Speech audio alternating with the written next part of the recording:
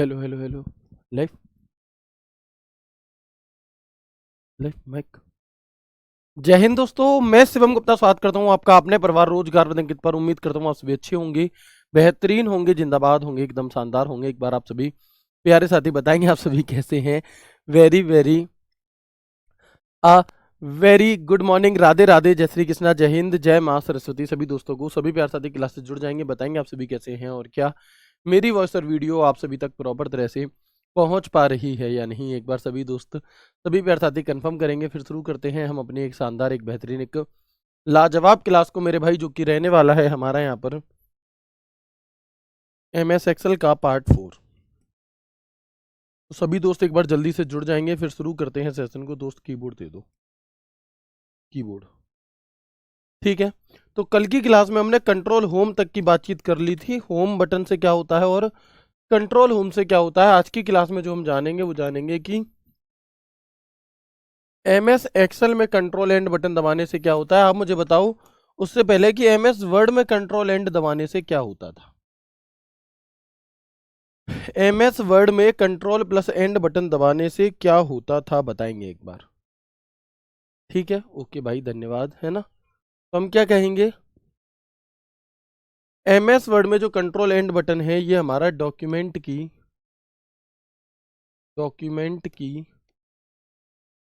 या डॉक्यूमेंट के अंत में,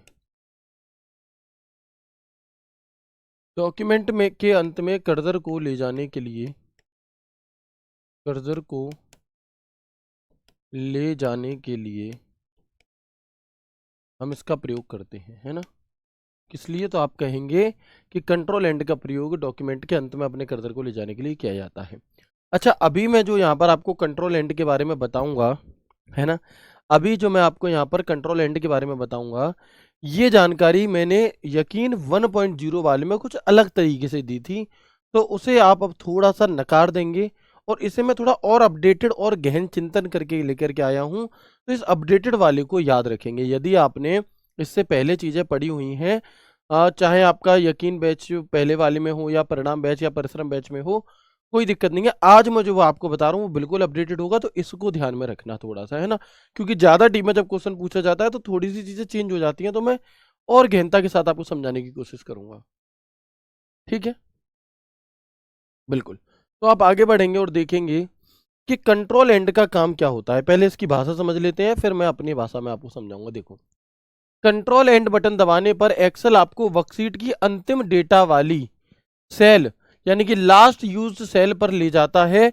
यानी आपकी सीट में जहां तक कोई भी डेटा, टेक्स्ट, नंबर फॉर्मेटिंग मौजूद है वहां तक ले जाता है। यानी कि pressing control plus and takes Excel to the last cell in the worksheet, meaning the last cell in your sheet that still contain any data, text, number formatting.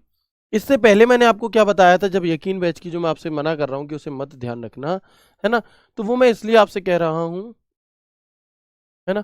तो वो क्या था कि मैंने उसमें आपको बताया था कि जिस सेल पर आपने लास्ट काम किया होगा उस वाली सेल पर पहुंचाने के लिए। लेकिन इसी सेंटेंस को ऐसे करना था कि जिस लास्ट सेल पर आपने काम किया होगा, मतलब पूरी रेंज में से जो सेल लास्ट होगी ना आपकी, उस वाली पर। अब कैसे पता चलेगा, आइए थोड़ा सा प्रैक्टिकली समझते हैं। हो सकता है ये चीजें एग्जामिनर ना पूछे, लेकिन अगर बहुत अच्छे से चीजों में जाएगा गहराई में, तब ये चीजें पूछेगा और इन्हें फिर सिर्फ आप कर पा रहे होगे। तो ध्यान से देखना, अभी बहुत अच्छे से चीजें समझ में आपको आने वाली हैं, देखिएगा। ये हमारा MS एक्सेल है। कुछ भी लिखा हो, मैंने जैसे यहाँ लिखा DP, यहाँ मैंने लिखा HCM, यहाँ मैंने लिखा PO, मान लो SI, यहाँ मैंने लिखा AWO, यहाँ मैंने लिखा 9569478। ठीक है, ऐसे ही कर करके यहाँ लिखा ये, यहाँ लिखा ये, यहाँ लिखा। ठीक है, इस तरीके से। अब हुआ क्या कि इन प्रेजेंट मेरा जो कर्सर है वो यहाँ पर है। सपोज मेरा कर्सर इन प्रेजेंट कहाँ पर है, तो हम कहेंगे कि मेरा जो कर्सर है मेरे भाई, वो इन प्रेजेंट यहाँ पर है। मैं जब कंट्रोल एंड बटन दबाऊंगा तो क्या होगा, तो जैसे ही मैं कंट्रोल एंड बटन दबाऊंगा, तो इस पूरी डेटा में जहां पर भी आपको दिख रहा है सबसे आखिरी सेल कौन सी है, तो आप कहोगे, है ना, तो आप कहोगे भैया जो आखिरी सेल है हमारी वो ये वाली है। तो क्या हो जाएगा, यहाँ पर कंट्रोल के साथ एंड बटन दबाते ही आप इस वाली सेल पर आ जाओगे। कंट्रोल के साथ एंड बटन दबाते ही आप इस वाली सेल पर आ जाओगे, तो ये हमारी आखिरी सेल हो जाती है। आपने काम किसी पर भी किया हो, भले ही मैंने यहाँ पर ही काम क्यों नहीं किया, इसके बाद में जैसे ही कंट्रोल एंड बटन दबाऊंगा तो क्या होगा, ऑटोमेटिक सबसे आखिरी रो और आखिरी कॉलम जो जितना डेटा में काम किया है उस पर पहुंचने के लिए हम इसका प्रयोग करते हैं। ठीक है, लेकिन इसमें भी कुछ चेंजेस होते हैं। क्या देखो, कंट्रोल एंड सीधे उसी अंतिम पोजीशन तक पहुंचा देता है, आमतौर पर लास्ट रो और लास्ट कॉलम वाली सेल जिसमें आपने काम किया है। एग्जाम्पल के तौर पर, अगर आपकी सीट में डेटा A1 से F10 तक है, यदि आपने एक सीट पर काम किया है जिसमें E1 से लेकर F20 तक डेटा भरा हुआ है, ओके, तो कंट्रोल एंड बटन दबाने पर कर्सर F20 पर पहुंच जाएगा। कहां पहुंच जाएगा, ऑटोमेटिक जो आपका कर्सर है वो हमारा उठ करके F20 पर पहुंच जाएगा, भले ही कहीं पर भी बीच में रखा हो। जैसे ही कंट्रोल एंड बटन दबेगा तो वो कहेगा कि A1 से F20, यानी कि F20 A1 से सेल काम शुरू हो रहा है, F20 पर जाकर के लास्ट सेल है, तो F20 पर आपका कर्सर पहुंच जाएगा। ठीक है, लेकिन एक और यहां पर लिखा है कि ध्यान रखें, क्या कभी कभी ऐसा होता है कि अगर किसी सेल में पहले डेटा था और फिर बाद में आपने उस डेटा को डिलीट कर दिया, तो भी जब आप कंट्रोल एंड बटन दबाओगे तो उसी यूज्ड एरिया को मानेगा जिसमें आपने कुछ काम किया था, उसी में ले जाएगा तुम्हें। कैसे, देखो, अभी ये हमें बार बार जैसे ही हम कंट्रोल एंड दबा रहे हैं यहां पर ले आ रहा है, लेकिन अगर मैं इसमें डिलीट ही कर दूं तो आप कहोगे भैया अब अगर मैं यहां से कंट्रोल एंड बटन दबाऊंगा तब भी ये उसी वाली सेल पर ले जाएगा जिस पर पहले कुछ लिखा हुआ था। थोड़ा सा मुझे कंफर्म करेंगे बात करके, यस करके, कि क्या जो मैंने अभी आपको बताया ये समझ में आया आपको। फिर मैं आपको इसके दो दो उदाहरण कराऊंगा, 2 से 3 उदाहरण कराऊंगा, और उन 2 से 3 उदाहरण के साथ ये चीज बहुत अच्छे से आपको क्लियर हो जाएगी। एक बार मुझे यस करके बताएंगे, क्या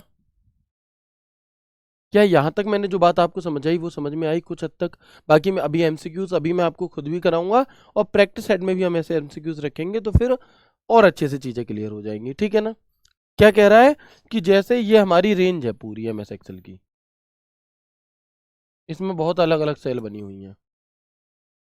अब हुआ क्या कि मैंने यहाँ लिखा 5, यहाँ लिखा 6, यहाँ लिखा 7, यहाँ लिखा 8, यहाँ लिखा 9, यहाँ लिखा 10, यहाँ लिखा 11।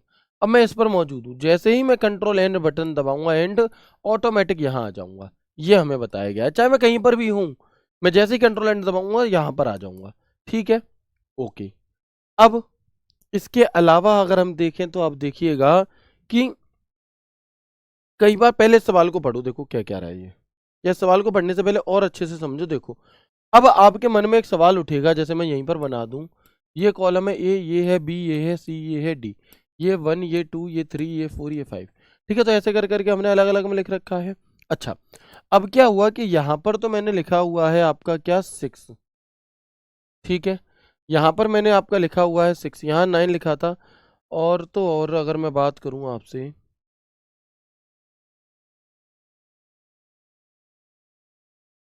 यहाँ पर लिखा है मान लो 12। अब अगर हम कंट्रोल एंड बटन दबाते हैं तो क्या आएगा, तो मेरे भाई अब अगर आप कंट्रोल एंड बटन दबाओगे तो ये आएगा।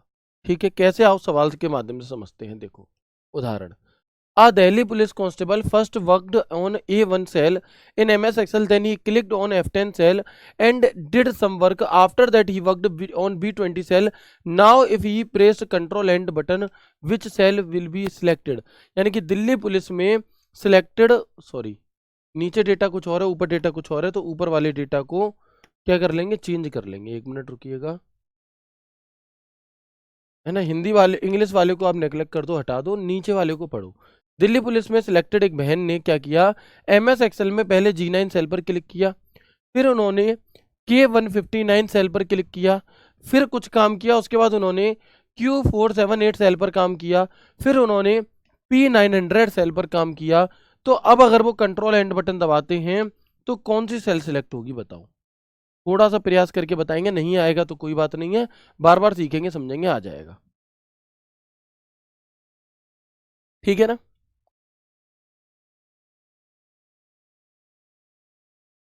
Very good. तो आप क्या कहेंगे मेरे भाई। अब देखो यहाँ पर गड़बड़ क्या होगी, कुछ कहेंगे Q478 होगा, कोई कहेंगे P900 होगा, दोनों ही नहीं होंगे। क्यों, क्योंकि देखो सबसे आखिरी कॉलम कौन सा है जिस पर काम हुआ है, Q। और सबसे आखिरी रो कौन सी है जिस पर काम हुआ 900, यानी कि इसका आंसर Q900 आएगा। आखिरी रो और आखिरी कॉलम P900 नहीं है, आंसर Q900 है। इसी के जैसा जैसे एक सवाल ये है, मान लो एक एक्सेल वर्कशीट में किसी कर्मचारी ने निम्न सेल पर काम किया, D5 पर काम किया है, P40 पर काम किया है, H200 पर काम किया है, T150 पर काम किया है, Q500 पर काम किया और M900 पर काम किया है। अब यदि कंट्रोल एंड बटन दबाते हैं तो कौन सी सेल सिलेक्ट होगी? अब जो बात मैंने इससे पहले आपको बताई थी उस बात को यहां पर लागू करके देखो, उस बात को क्या करके देखेंगे, यहां पर लागू करके देखेंगे। ठीक है, तो अब आप देखो कि जो कॉलम है हमारे, इनमें सबसे आखिरी कॉलम कौन सा है? तो आप कहोगे भैया इनमें सबसे आखिरी कॉलम टी है। जो रो है हमारी, इनमें सबसे आखिरी रो कौन सी है? आप कहोगे भैया 900 है। तो जरूरी नहीं है कि उन सेलों में आपने काम ही किया हो, काम नहीं भी किया होगा, भले ही वो खाली है सेल, लेकिन उसके बावजूद भी कौन सी T900 सेल सिलेक्ट होगी, ऑप्शन डी।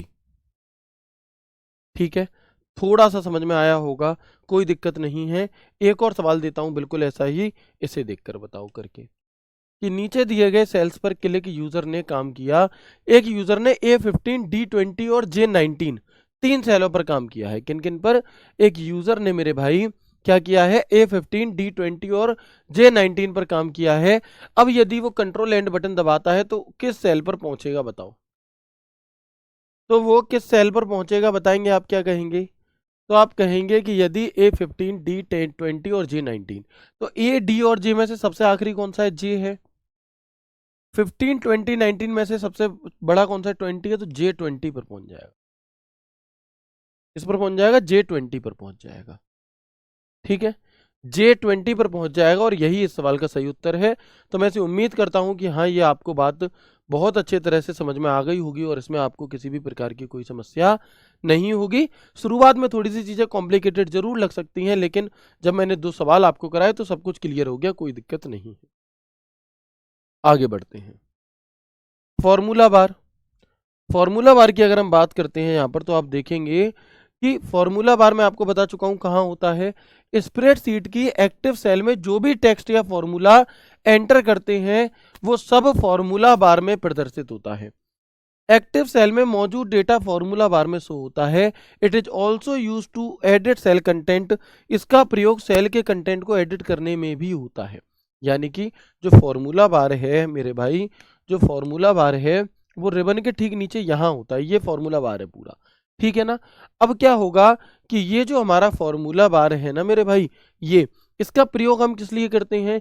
तो एक तो जिस भी सेल पर आप कुछ लिख रहे हो, जब मैंने आपको एक्टिव सेल लिखवाई थी तो वहां पर एक लाइन लिखवाई थी कि एक्टिव सेल का सेल कंटेंट, एक्टिव सेल का कंटेंट फॉर्मूला बार में शो होता है। ठीक है ना? ठीक है, कहां पर शो होता है आपका? इसके अलावा किसी एक्टिव सेल के कंटेंट को अगर हमें एडिट करना है तो उसके लिए भी हम क्या कर सकते हैं, उसके लिए हम इस फॉर्मूला बार का प्रयोग कर सकते हैं। कैसे? तो जो बात मैंने बताई वही यहां लिखी है, देखिएगा कि एक्सेल में कैंसिल बटन जो ऐसे क्रॉस करके एक बटन होता है, ये फॉर्मूला बार में बाईं ओर दिखाई देता है। और एक्सेल में फॉर्मूला बार के बाईं ओर ऐसे एक राइट करके चिन्ह होता है, ये एंटर के बटन को दर्शाता है। इसे दर्शाता है एंटर को। अच्छा, इसके अलावा अगर मैं बात करूं आपसे कि एमएस एक्सेल में किसी सेल को एडिट या संपादित करने के तरीके क्या होते हैं? एडिट का मतलब जानते हो आप लोग क्या होता है? एडिट या एडिट आ सेल यानी कि संपादित। एडिट का मतलब होता है कुछ बदलाव करना।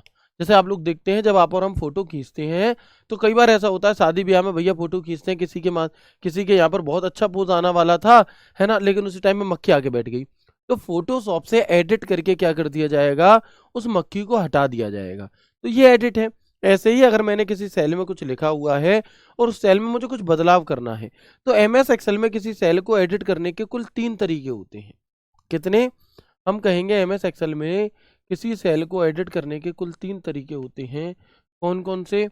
तो एक तो होता है मेरे भाई कि double click on sale, double click on sale. आप उस सेल पर जल्दी जल्दी 2 बार क्लिक करके उसे एडिट मोड में बदल सकते हो। ठीक है, अगर मैं बात करता हूं इसके अलावा, आप देखेंगे डबल क्लिक ऑन सेल के अलावा तो दूसरा है हमारा, आप F2 बटन दबा सकते हो। ये F2 शॉर्टकट की होती है, किस लिए? एडिटा सेल की। इसके अलावा आप फॉर्मूला बार में जाकर के भी उसे चेंज कर सकते हो। कैसे? फॉर्मूला बार में जाकर के भी आप उसे क्या कर सकते हैं, चेंज कर सकते हैं। ठीक है, ओके। अभी आप देखेंगे यहाँ पर, अगर मैं आपको विद प्रैक्टिकल दिखाऊं, जैसे ये GF जो भी कुछ लिखा है, पता नहीं क्या लिखा है, मैं इसमें कुछ बदलाव करना चाहता हूँ। अब अगर मुझे इसी के आगे कुछ जोड़ना है और मैं मान लो P दबा दूं, तो भाई जो पहले लिखा था सब हट जाएगा, लेकिन मुझे इसी में करना है तो मैं F2 बटन दबाऊंगा। अब ये मेरा एडिटिंग मोड में आ गया। अब मुझे जो भी कुछ करना है यहाँ पर वो मैं काम कर सकता हूँ। एक तरीका हो गया F2 बटन दबाने से एडिट हो रहा है। दूसरा तरीका होता है मैं इस पर डबल क्लिक अगर कर दूं तब भी ये एडिटिंग मोड में चेंज हो जाएगा। तीसरा तरीका होता है इस एक्टिव सेल को सिलेक्ट करके फॉर्मूला बार पर जाऊं और वहां से मुझे जो भी बदलाव करना है वो मैं कर लूं। अब देखोगे मैं बदलाव वहां पर कर रहा हूं, वो यहाँ पर रहा है, ये है हमारा फॉर्मूला बार। तो ये 3 तरीके होते हैं किसी भी सेल को क्या करने के। बिल्कुल, आगे बढ़ेंगे इसके बाद। अब जो बात मैंने अभी बताई आपको एडिटा सेल वाली, इसे समझेंगे, इसे चला दो, है ना। तो हम देखेंगे मेरे भाई कि MS एक्सेल में किसी एक्टिव सेल के कंटेंट को हम 3 प्रकार से एडिट कर सकते हैं। कितने? 3। तो we can edit the content of an active cell in MS Excel in 3 ways, है ना। क्लियर है दोस्त? चलो आगे बढ़ते हैं इसके बाद कि या फिर आप double clicking on a cell, आप किसी सेल पर डबल क्लिक कर सकते हैं। आप किसी सेल पर डबल क्लिक करके भी उसे एडिट कर सकते हैं। ठीक है जी। इसके अलावा F2 बटन दबाकर सेल को एडिट मोड में कन्वर्ट किया जा सकता है। इसके अलावा फॉर्मूला बार पर क्लिक करके किसी सेल को एडिट किया जा सकता है। ये 3 तरीके मैंने आपको बताए। ठीक है, ये 3 तरीके मेरे भाई क्या है, मैंने आपको बताए हैं। ठीक है ना दोस्त। चलो, F2 बटन किस लिए होता है एक्सेल में? तो मोस्ट इंपॉर्टेंट है, पूछा ही पूछा जाएगा, किसी न किसी के पेपर में ये टकराएगा आपसे। तो ध्यान देना कि to change the active cell and add new data to edit any text और formula in Microsoft Excel. Active cell को परिवर्तित करना और नए डेटा को उसके अंत में जोड़ना, या माइक्रोसॉफ्ट एक्सेल में किसी टेक्स्ट अथवा फॉर्मूला को एडिट करने के लिए हम इसका प्रयोग करते हैं। ठीक है, हाँ बिल्कुल, ठीक है ना, बहुत बढ़िया। क्लियर है दोस्त? बताएंगे यहाँ तक सब कुछ क्लियर है? एक बार सभी दोस्त यस कर देंगे, फिर हम आगे बढ़ते हैं और अब हम कुछ और नई चीज़ यहाँ पर पढ़ने वाले हैं। फॉर्मूला बार एक और बता दो। फॉर्मूला बार में एक्टिव सेल का सेल कंटेंट दिखाई देता है और एक्टिव सेल को एडिट करने के लिए भी हम फॉर्मूला बार का प्रयोग करते हैं। फॉर्मूला बार हमें रिबन के नीचे देखने के लिए मिलता है। क्लियर? ठीक है, चलो कर दिया दोस्त, फॉर्मूला बार रिपीट कर दिया। ठीक है, आगे बढ़ जाए अब हम यहाँ से।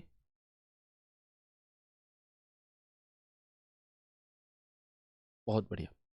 तो अब हम आगे बढ़ेंगे और देखेंगे कि वर्कशीट या स्प्रेडशीट के बारे में है, और यहाँ से भी सवाल बनेगा ही बनेगा। इंपॉर्टेंट टिक करेंगे, है ना, इंपॉर्टेंट होगा जो भी हम कुछ पढ़ेंगे अब यहाँ पर।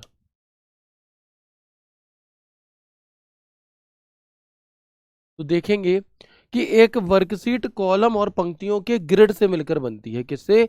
जो एक वर्कशीट होती है मेरे भाई, हमारी एक वर्कशीट होती है, वो रो और कॉलम के मिलने से जो खांचे बनते हैं, जो ग्रिड बनती है, उससे बनती है, जिसमें आप अपने डेटा को एंटर करते हैं। वर्कशीट में बहुत अधिक संख्या में सेल मौजूद होती हैं और वर्कशीट को ही स्प्रेडशीट भी कहा जाता है। A worksheet is made up of a grid of column and row into which you enter your data. Each worksheet contains a large number of cells. Worksheet is also called spreadsheet. Worksheet spreadsheet के संग्रह को workbook कहा जाता है। अगर आपसे कहा जाए कि वर्कशीट या स्प्रेडशीट के समूह को क्या कहा जाता है, तो आप कहेंगे कि भैया collection of worksheet and spreadsheet are called workbook, है ना। हम क्या कहेंगे कि वर्कशीट या स्प्रेडशीट के कलेक्शन को वर्कबुक कहा जाता है। जैसे कि कलेक्शन ऑफ पेजेस को क्या कहा जाता है, आप कहेंगे, जिस प्रकार से कलेक्शन ऑफ पेजेस के समूह को डॉक्यूमेंट कहा जाता है, वैसे ही वर्कशीट के समूह को वर्कबुक कहा जाता है। ठीक है भैया, यहां तक भी हमें कोई दिक्कत नहीं है। अब एक सवाल जो आपसे बहुत ज्यादा पूछा जाता है वो ये कि MS एक्सेल को जब भी हम ओपन करते हैं, जब भी कभी हम अपने MS एक्सेल को ओपन करते हैं, तो बाय डिफॉल्ट कितनी वर्कशीट हमें देखने के लिए मिलती है? होता क्या था कि आज से कुछ वर्जन पहले, कुछ साल पहले तक जब भी हम एमएस एक्सेल को ओपन करते थे तो बाय डिफॉल्ट 3 वर्कशीट देखने के लिए मिलती थी 2013 तक। लेकिन 2016 से क्या हुआ, इसमें बदलाव कर दिया गया और 2016 और उसके बाद के जितने भी वर्जन हैं हमारे, उनमें बाय डिफॉल्ट एक वर्कशीट होती है। अब एक होती है इन प्रेजेंट, एक होती है 2016, 19, 21, 24, इन सभी वर्जन में एक होती है। उससे पहले के जो वर्जन थे 1997, 2000, 2003, 2007, 2010, 2013, तब 3 हुआ करती थी। तो यहां से बहुत सवाल पूछा जाता है, अगर कोई भी सन नहीं लिखी होगी तो एक मानोगे फिर। तो यही बात यहाँ पर लिख दी है मैंने कि एमएस एक्सेल के पुराने वर्जन जैसे कि सन 2003, 2007, 2010 या 2013 तक एक्सेल की प्रत्येक वर्कबुक में बाय डिफॉल्ट 3 वर्कशीट मौजूद होती है। एक्सेल की प्रत्येक वर्कबुक में बाय डिफॉल्ट 3 वर्कशीट हमारी मौजूद होती हैं। और एमएस एक्सेल के नए वर्जन जैसे 2016, 2019, 2021, 365, 2024, जितने भी वर्जन हैं हमारे, इन सभी में क्या होता है, तो हम कहेंगे कि एक्सेल की प्रत्येक वर्कबुक में बाय डिफॉल्ट एक वर्कशीट मौजूद होती है। क्या इस बात को याद रखने में कोई समस्या आएगी? तो आप कहेंगे नहीं आएगी, कल की बोर्ड पीडीएफ अपलोड नहीं हुई है, क्यों, पता करो। ठीक है, हाँ, है ना। ठीक है दोस्त, तो यहाँ पर कब 3 लगाना है, कब, एक बात समझ में आ गई आपको? अगर मैं आपको विद प्रैक्टिकल दिखाना चाहूँ तो आप देखोगे ये एमएस एक्सेल के पुराने वर्जन का फोटो है, जिनमें आपको, है ना, इसमें आप देखेंगे कि बुक 1 माइक्रोसॉफ्ट एक्सेल पुराने वाले वर्जन है, तो सीट 1, सीट 2 और सीट 3, 3 ऐसे सीट मिलती थी और तीनों खाली होती थी, आपको जिस पर काम करना है उसमें कर लो। सर 2015 आ गया तो नहीं आएगा, क्योंकि 2015 कोई वर्जन है ही नहीं इसका। ठीक है ना, 2015 कोई वर्जन नहीं है। लेकिन अब जो नए वर्जन आ रहे हैं एक्सेल के, उनमें बाय डिफॉल्ट सीट 1 आती है। आप चाहो तो अपनी सुविधा के अनुसार चेंज कर सकते हो इसे, आप चाहो तो अपनी सुविधा के अनुसार इन्हें बदल सकते हो, बढ़ा सकते हो, घटा सकते हो, लेकिन लेकिन मेरे भाई क्या कहोगे, है ना, लेकिन हम यहाँ पर ये जो सीट 1, सीट 2, सीट 3 है, ये पुराने वर्जन में हुआ करती थी। और इन सीट के जो नाम है वो अपने आप ही सीट 1, सीट 2, सीट 3 ये नाम होते हैं। अगर आपसे पूछा जाए कि एमएस एक्सेल में वर्कशीट का बाय डिफॉल्ट नाम क्या होता है, तो आप लोग बुक 1 मत कहने लग जाना, क्योंकि बुक 1 तो पूरी वर्कबुक का नाम है। जो ये पेज दिखाई देते हैं हमें, इनका नाम होता है क्या, इनका नाम होता है सीट 1, सीट 2 और सीट 3। ठीक है, चलो आगे बढ़ेंगे और देखेंगे एमएस एक्सेल वर्कबुक में कम से कम कितनी वर्कशीट हो सकती हैं, तो कम से कम एक वर्कशीट हो सकती है, एक से कम नहीं। एमएस एक्सेल में कम से कम एक वर्कशीट हमारी हो सकती है। ठीक है, अगर आपसे मैक्सिमम की पूछे कि एमएस एक्सेल में मैक्सिमम वर्कशीट कितनी कर सकते हैं, तो इसकी कोई लिमिट नहीं है। आपकी मेमोरी पर निर्भर करता है कि आपके कंप्यूटर में कितनी हार्ड डिस्क है, कितनी एसएसडी है, उस पर डिपेंड करता है कि आप कितनी वर्कशीट ले सकते हो, कितनी भी लो, जितनी, जब तक भरना जाए ना पूरी मेमोरी तब तक ले सकते हो। तो इसकी कोई लिमिट नहीं है, मेमोरी पर निर्भर। यही बात मैंने एक बार दोबारा लिख दी है कि by default worksheet in MS Excel 2003, 2007, 2010, 2013, तब तक 3 हुआ करती थी।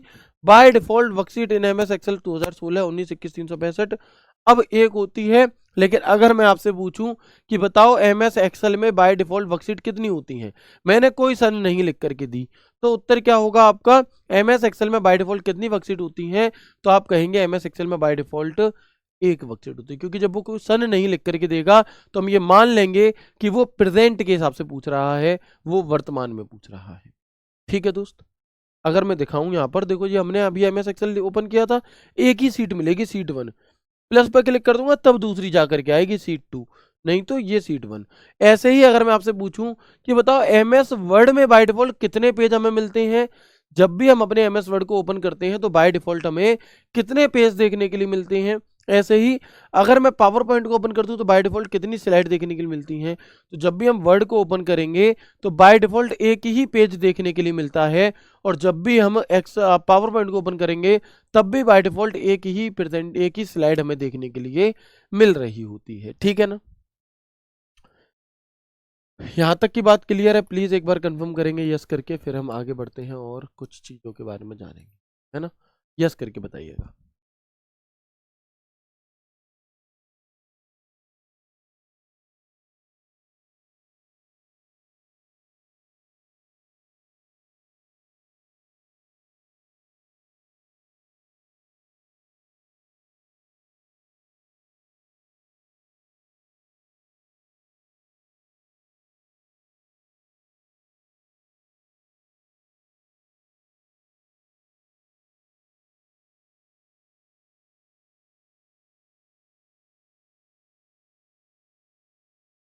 वेरी गुड, ठीक है ना। चलो, अब होता क्या है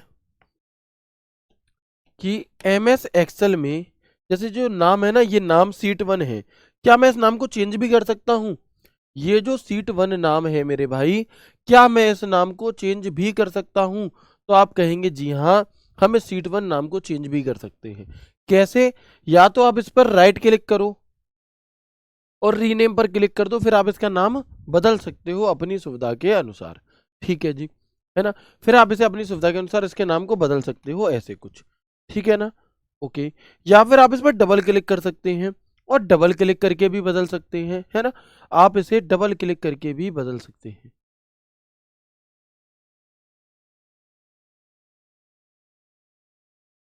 ओके, तो अब आप यहाँ पर देखेंगे कि अगर मैं यहाँ पर काफी बड़ा नाम लिखना चाहूँ तो एक लिमिट के बाद जाकर के रुक जाता है। क्यों? तो इसमें एक लिमिट होती है। सबसे पहली चीज तो ये कि MS एक्सेल में किसी सीट के नाम को बदल सकते हैं या नहीं, तो हम कहेंगे जी हाँ, बदल सकते हैं। तो बदलने की क्या लिमिट है? तो आप कहेंगे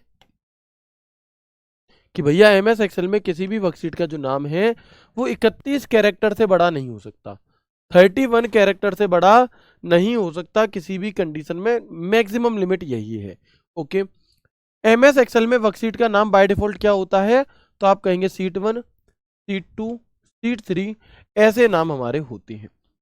MS एक्सेल की वर्कशीट का नाम व कलर व स्थान बदला जा सकता है। नाम भी बदल सकते हो, कलर भी बदल सकते हो, स्थान भी बदल सकते हो, मूव कर सकते हो इसे, कोई कॉपी भी बना सकते हो इसकी, या वह न्यू वर्कशीट को ऐड या किसी वर्कशीट को डिलीट और एक से दूसरे स्थान पर भी मूव किया जा सकता है।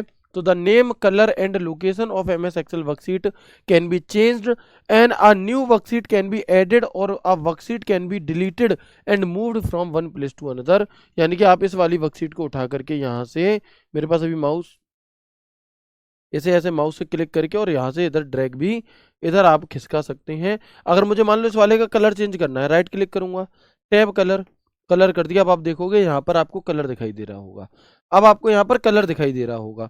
इसी तरह से अगर मैं कहूँ, आप इस पूरी की पूरी वर्कशीट को प्रोटेक्ट भी कर सकते हैं, इसमें पासवर्ड भी लगा सकते हैं। तो सभी चीजें आगे जानेंगे, ठीक है।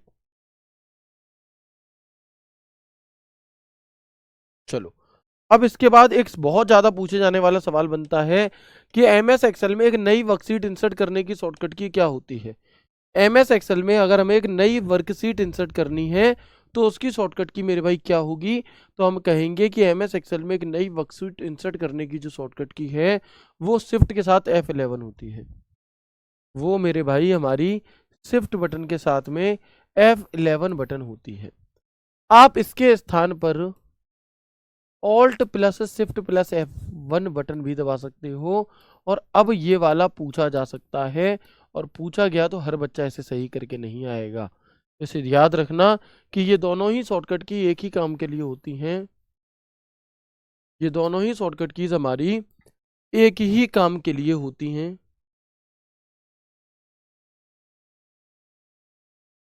ठीक है, तो याद रख पाएंगे अगर हमें कोई नई वर्कशीट इंसर्ट करनी है MS एक्सेल में, तो या तो हम शिफ्ट F11 बटन दबाएं या फिर हम alt plus shift plus F1 button दबाएं, है ना। आप देखेंगे यहाँ पे मैंने कीबोर्ड में ऑल्ट शिफ्ट F1 दबाया, नई वर्कशीट आ गई। सीट 4, सीट 5, सीट 6, 7, 8, 9, 10, 17, 18, 20, 50, 100, जितनी चाहिए 72 तक नई वर्कशीट आ चुकी हैं। तो ऐसे आती रहती हैं, ठीक है। अब एक सवाल पूछा जाता है आपसे कि अगर मुझे अपनी जिस वर्कशीट पर मैं हूँ उससे अगली, जैसे मैं सीट 1 पर हूँ और मुझे सीट 2 पर जाना है, तो मैं क्या करूँगा? अगर मैं सीट 1 पर हूँ और मुझे सीट 2 पर जाना है तो मुझे क्या करना होगा? तो इसकी एक शॉर्टकट की होती है ना। उसकी एक शॉर्टकट की होती है मेरे भाई, वो कौन सी होगी? वो हमारी कंट्रोल के साथ पेज डाउन बटन होती है। कौन सी होती है दोस्त? तो हम कहेंगे कि कंट्रोल के साथ में पेज डाउन बटन होती है हमारी। चलिए, और अगर मुझे प्रीवियस वर्कशीट पर जाना है, एक वर्कशीट से बाईं ओर की वर्कशीट पर जाने के लिए या प्रीवियस पर जाने के लिए, तो शॉर्टकट की कंट्रोल पेज। अब कैसे? आओ देखो, मान लो मैं इस वाली पर हूँ, सीट 66 ऐसे करके, ठीक है ना। अब मैं क्या है, मैं राइट साइड वाली पर जाना चाहता हूँ, तो मैं कंट्रोल के साथ जैसे ही पेज डाउन बटन दबाऊंगा तो मैं राइट साइड वाली पर पहुंच गया। अब मुझे इससे प्रीवियस यानी कि लेफ्ट वाली पर आना है, तो मैं कंट्रोल से पेज अप बटन दबाऊंगा तो मैं प्रीवियस पर पहुंच गया। ये हमारी होती हैं, ये हमारी होती हैं, ठीक है ना, दो शॉर्टकट। क्लियर है, बताएंगे यहां तक बात समझ में आ गई? ओके। इसके बाद जब आप किसी भी वर्कशीट पर राइट क्लिक करते हो, इसके बाद जब आप किसी भी वर्कशीट पर राइट क्लिक करते हो, तो इसमें एक तो ऑप्शन होता है इंसर्ट का, कि आप एक नई वर्कशीट इंसर्ट कर सकते हैं। एक होता है डिलीट का, आप इस वर्कशीट को डिलीट कर सकते हैं। एक होता है रीनेम का, आप इसका नाम बदल सकते हैं। एक होता है मूव और कॉपी का, आप इसे यहाँ से उठाकर कहीं और या फिर इसी की जैसी एक डुप्लीकेट कॉपी बना सकते हैं। एक होता है प्रोटेक्ट सीट का, पूरी वर्कशीट को लॉक लगा सकते हैं। एक होता है टैब कलर, आप इसमें कलर भी भर सकते हैं। आप वर्कशीट को हाइड कर सकते हैं जिससे कि नॉर्मली ना दिखाई दे, और सभी सीट को एक साथ सिलेक्ट भी कर सकते हैं सिलेक्ट ऑल सीट की सहायता से। इसके अलावा एक सवाल आपसे पूछा गया था कि इसके लिए हम वर्कशीट को वर्कशीट टैब से जिस वर्कशीट को रिमूव करना है पर लॉन्ग क्लिक करके ड्रैग कर सकते हैं। यानी कि अगर हम किसी किसी वर्कशीट को मूव करना चाहते हैं तो हम क्या करेंगे, तो हम उसके लिए उस वर्कशीट पर क्लिक करेंगे और क्लिक करके राइट साइड की तरफ ये जहां भी ले जाना है वहां पहुंचा देंगे। इसके अलावा सीट 1 सीट 2 ये कहां पर देखने के लिए मिलते हैं नाम आपको, तो यह सीट टैब इसे हम कहते हैं। सीट टैब एक्सेल में बॉटम लेफ्ट में शो होते हैं, में शो होते हैं। यानी कि आप देखोगे जब भी जो ये सीट वाला ऑप्शन है ये कहां पर मौजूद होता है, ये पूरी एक्सेल की सीट है तो बॉटम लेफ्ट साइड में ये हमें यहाँ पर दिखाई देते हैं। ठीक है दोस्त, तो अब एक बार आप सभी मुझे यस करके बताएंगे क्या फिर से एक बार जो भी कुछ मैंने आपको बताया है ये सभी चीज़ें आपको समझ में आ गई और कोई दिक्कत तो नहीं है? फिर हम आगे बढ़ते हैं, ठीक है ना। क्लास 3 की पीडीएफ डलवा दो भैया, डल जाएगी अपने आप ही, मैंने कह दिया है, परेशान ना हो, ठीक है।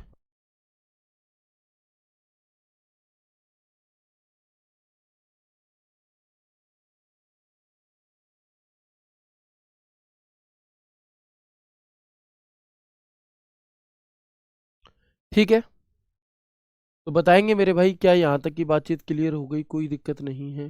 जी हाँ बिल्कुल क्लियर सब कुछ। बहुत छोटी छोटी चीज, बहुत बारीकी चीजों को जान करके तब हम आगे बढ़ रहे हैं धीरे धीरे क्लास में, है ना। चलो,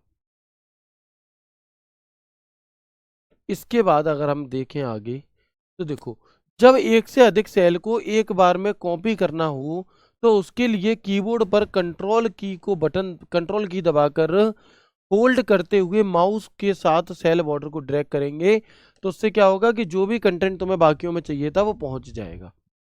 जो भी कंटेंट तुम्हें बाकियों में चाहिए था वो क्या होगा, अपने आप पहुंच जाएगा। कैसे? आओ देखो, ऐसे कि माउस दे दो। हम्म,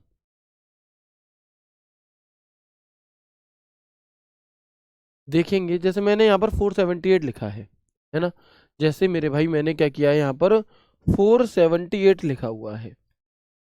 अब मैं क्या करूंगा कि यहाँ से इसे क्लिक किया और यहाँ पे इसे ऐसे इस माउस इस एक्टिव सेल के राइट बॉटम में जाकर के अपने कर्सर को रखूंगा, इसे नीचे की तरफ खींच दूंगा तो आप देखोगे बाकी सब में भी 478 आ जाएगा। एक तो ये तरीका होता है ड्रैग करने का। दूसरा तरीका ये है कि आप कंट्रोल बटन दबाकर इस पे क्या कर दो, डबल क्लिक कर दो, ठीक है।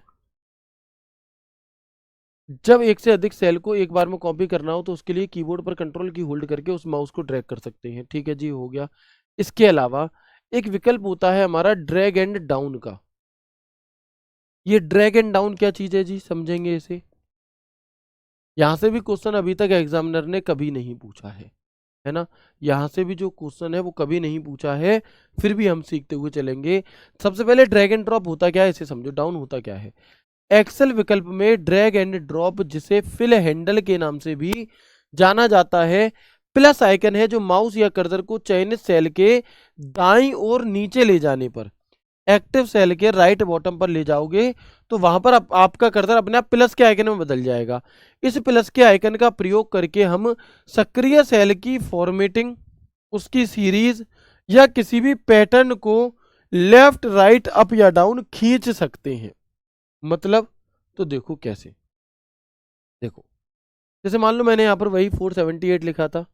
अब मैं चाहता हूं कि इसका जो पैटर्न है, जो ये चीज़ है, यही राइट साइड में भी आ जाए। मैं यहाँ से ऐसे खिसका करके ये हो गया, ऐसे ही और आगे ले जाऊंगा ऐसे।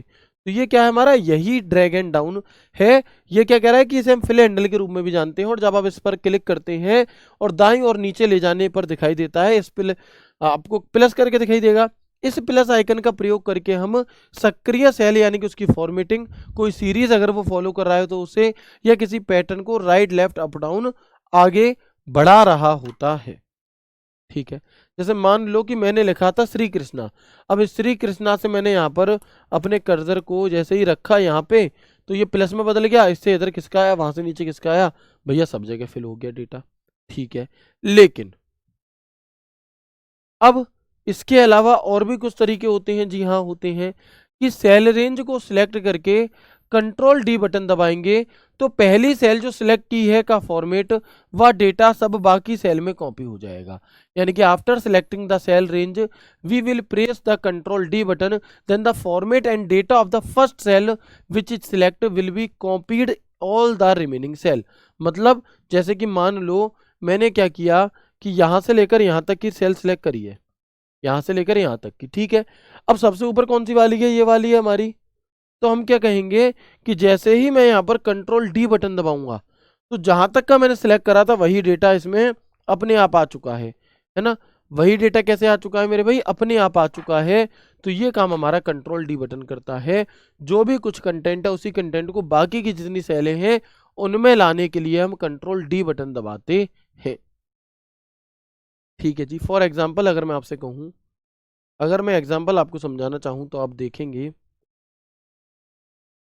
कि सेल B2 को सिलेक्ट करके टारगेट डीपी लिखकर शिफ्ट बटन दबाकर सेल D6 पर क्लिक करते हैं व कंट्रोल डी बटन दबाने से B2 से D6 के मध्य में रेंज में आने वाली सभी सेल में टारगेट डीपी अपने आप लिख जाएगा या कॉपी हो जाएगा। यही इसका काम है। यही क्या है मेरे भाई, यही इसका काम यहाँ पर होता है। तो एक बार कंफर्म कर दो, क्या यहाँ तक की बात क्लियर है, यस और नो। फिर मैं एक बार आपको जो भी कुछ आज की क्लास में पढ़ा है उसका रिवीजन कराए देता हूँ, है ना। अब मैं आपको जो भी कुछ हमने आज की क्लास में पढ़ा है उसका एक कंप्लीट रिवीजन करा देता हूँ। ठीक है, क्योंकि बहुत ज़्यादा चीज़ें अगर हम पढ़ेंगे तो फिर आपको कन्फ्यूज़न भी होगा, यहाँ पर समस्या आएगी। चलो, तो मैंने आपको यहाँ पर जो शुरुआत करी वो इस चीज़ से करी कि कंट्रोल एंड जो बटन होता है वो क्या काम करेगा। या तो वो आपने अगर सीधे सीधे लिख रखा है नॉर्मली बिल्कुल सिंपल, तो जितनी रेंज में आपने लिख रखा है उसकी जो आखिरी सेल होगी, आखिरी कॉलम आखिरी सेल, उस पर आपका उस सेल को दिखाएगा। लेकिन अगर ऐसे दिखाए दूर दूर की सेलें, है ना, दूर दूर की सेलें दिखाए और कहे बताओ कौन सी सेल कंट्रोल एंड बटन दबाकर पहुंचेगा, तो अब उन सेलों पर ये देखना जो जो दी गई हैं ऑप्शन में, उनमें आखिरी कॉलम ले लेना और आखिरी रो ले लेना। उन दोनों को जोड़ करके जो सेल बनेगी वो वाली हमारी हो जाएगी। ठीक है, ओके। तो कंट्रोल एंड मैंने क्यों बताया ये समझा दिया। फिर फॉर्मूला बार, कई लोग कह रहे थे रिपीट कर दो। फॉर्मूला बार रिबन टैब के ठीक नीचे मौजूद होता है। फॉर्मूला बार में एक क्रॉस का बटन होता है, एक राइट का बटन होता है। फॉर्मूला बार में जो भी एक्टिव सेल है उसका कंटेंट आपको फॉर्मूला बार में ही देखने के लिए मिलता है। और तो और अगर मैं बात करूं कि एक्टिव सेल का कंटेंट फॉर्मूला बार में मिलेगा, साथ ही साथ आप एक्टिव सेल के कंटेंट को बदल भी सकते हो, एडिट भी कर सकते हो। किसके जरिए, आप यहाँ पर उसे एडिट भी कर सकते हो, यहाँ पर फॉर्मूला बार के जरिए। फिर मैंने बताया कि किसी सेल को एडिट करने के कुल 3 तरीके होते हैं। किसी सेल को एडिट करने के कुल 3 तरीके होते हैं। कौन कौन से, डबल क्लिक कर सकते हो आप उस सेल पर, F2 बटन दबा सकते हो, या फिर फॉर्मूला बार से। तो वही बात मैंने यहाँ बता दी कि एडिट MS एक्सेल में किसी एक्टिव सेल के कंटेंट को 3 प्रकार से एडिट किया जाता है। फिर हम आगे बढ़े तो मैंने आपको बताया कि जो वर्कशीट होती है ये हमारी रो और कॉलम से मिलकर के, कई सारी अलग अलग सेलों से मिलकर के बनती है। ठीक है जी। फिर मैंने बताया कि जो पुराने वर्जन है 2003, 7, 3, 7, 10, 13 तक, है ना, तो यहाँ पर बाय डिफॉल्ट वर्कशीट ओपन जो होती थी वो 3 होती थी। लेकिन 2016 से एक बदलाव हुआ और उस 2016 के बदलाव में ये मिला कि 2016, 19, 21 अब आगे के जितने भी वर्जन हैं उन सभी में उन सभी में मेरे भाई आपको बाय डिफ़ॉल्ट एक वर्कशीट ही देखने के लिए मिलती है। ठीक है, ये मैं आपको दिखा ही चुका हूँ।